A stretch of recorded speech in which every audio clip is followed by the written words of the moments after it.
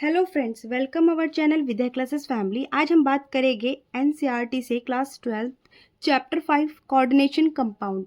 तो उसका पहला इंडेक्स क्वेश्चन है 5.1। क्वेश्चन में बोला है right the formula for the following coordination compound. हमें कुछ कोऑर्डिनेशन कंपाउंड्स दिए गए हैं, हमें इनके फॉर्मूले बनाने हैं। ठीक है, तो शुरू करते हैं।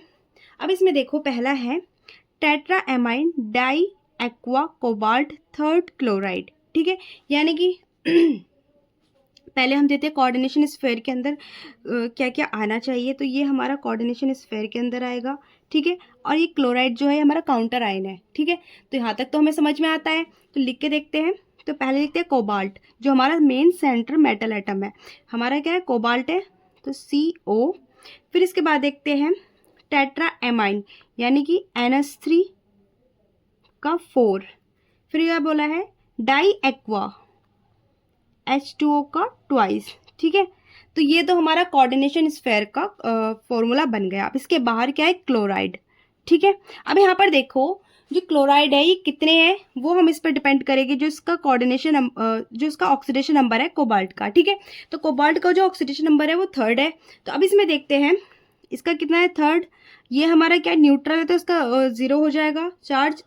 H2O पे भी क्या होगा, 0 हो जाएगा। ठीक है, तो टोटल कितना है हमारा +3।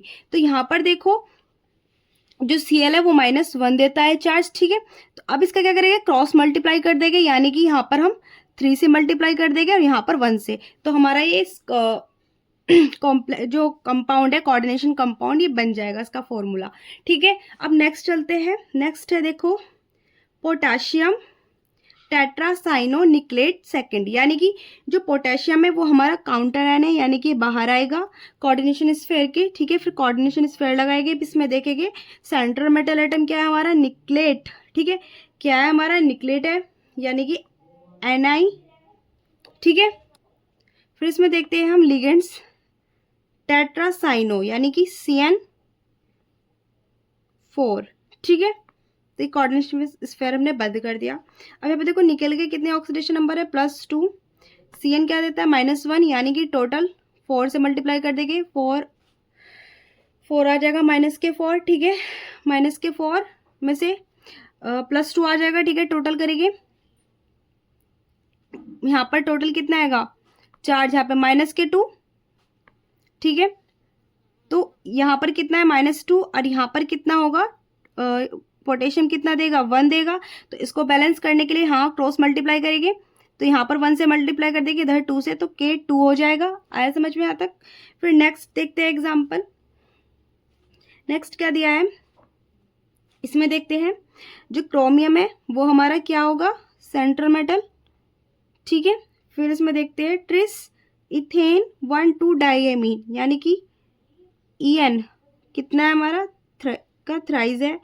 ठीक है, अब इसमें देखते हैं क्रोमियम की, देखो ऑक्सीडेशन नंबर कितनी है, +3।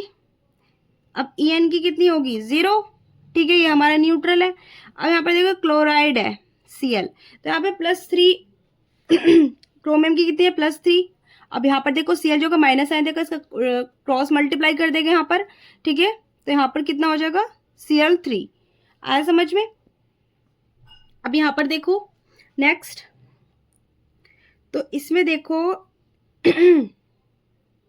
प्लेटिनेट। प्लेटिनेट क्या है हमारा, यहाँ पे सेंट्रल मेटल एटम है Pt। ठीक है, फिर इसमें देखते हैं एमाइन NH3। ठीक है, यहाँ पर कुछ नहीं दिया, डाई ट्राई कुछ नहीं दिया, तो यहाँ पर केवल NH3 लिखेंगे। फिर ब्रोमाइडो, फिर क्लोराइडो। ठीक है, फिर उसके बाद देखो नाइट्रो N, यानी कि देखो ये क्या है हमारा एम्बिडेंट लिगेंड है। इसमें देखो जो N भी है और O भी है, ऑक्सीजन। ठीक है, दोनों में से कोई सा भी जो एटम है वो इलेक्ट्रॉन डोनेट कर सकता है। अब यहाँ पर देखो Ni है, यानी कि यहाँ पे N जो इलेक्ट्रॉन डोनेट कर रहा होगा, तो इसको हम लिखेंगे NO2। ठीक है, कोऑर्डिनेशन स्फेयर हम कर देंगे बंद।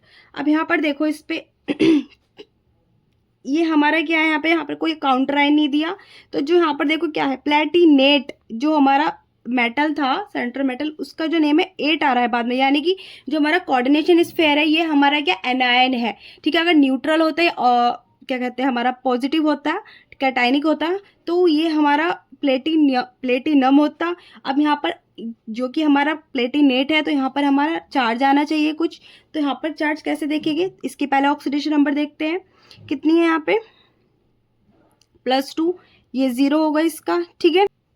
ब्रोमियम का -1, Br -1, Cl -1, -1, तो यहाँ पर देखो कितना आएगा, इस पे जो चार्ज आएगा वो कितना आएगा, -1 आएगा, ठीक है। अब नेक्स्ट देखते हैं, यहाँ पर देखो जो हमारा सेंट्रल मेटल एटम है वो प्लेटिनम है, यानी कि Pt, ठीक है। अब लिगेंड्स देखते हैं, डाइक्लोरो यानी कि Cl2, बिस यानी कि बिस का मतलब 2, En, ठीक है। फिर इसमें देखते हैं हम, कोऑर्डिनेशन स्फीयर बंद कर देंगे। अब आता है नाइट्रेट यानी कि NO3, ठीक है। अब यहाँ पर देखते हैं हम, इसमें अगर चार्ज देखें प्लेटिनम पे कितना है, +4 है, ठीक है। Cl -2 देगा, मतलब 1 Cl -1 देगा, 2 Cl कितना देगा, -2, En का क्या होगा 0, ठीक है। तो यहाँ पर देखो, तो अब यहाँ पर देखो, यहाँ पर कितना आएगा, -2, यानी कि यहाँ पर कितना होना चाहिए, NO3 का ट्वाइस, ठीक है। इस तरह हम इसको बैलेंस कर लेंगे। अब नेक्स्ट देखते हैं, इसमें देखिए जो सेंट्रल मेटल एटम है वो क्या है हमारा, फेरेट। पहले देखते हैं, इसमें आयरन भी दिया है, फेरेट दिया है, तो ये हमारा आयरन जो है वो है हमारा काउंटर आयन Fe, ठीक है। अब यहाँ पर देखते हैं हम, फेरेट यानी कि फिर से आयरन, फिर लिगेंड्स देखते हैं, हेक्सासाइनो, Cn का 6। अब देखो यहाँ पर फेरेट है, यानी कि यहाँ पे जो हमारा जो कोऑर्डिनेशन स्फीयर है वो आयनाइनिक है, एनायन है, ठीक है। तो यहाँ पर जो देखते हैं Fe कितना होगा, तो Fe कितना है, 3rd है, ठीक है।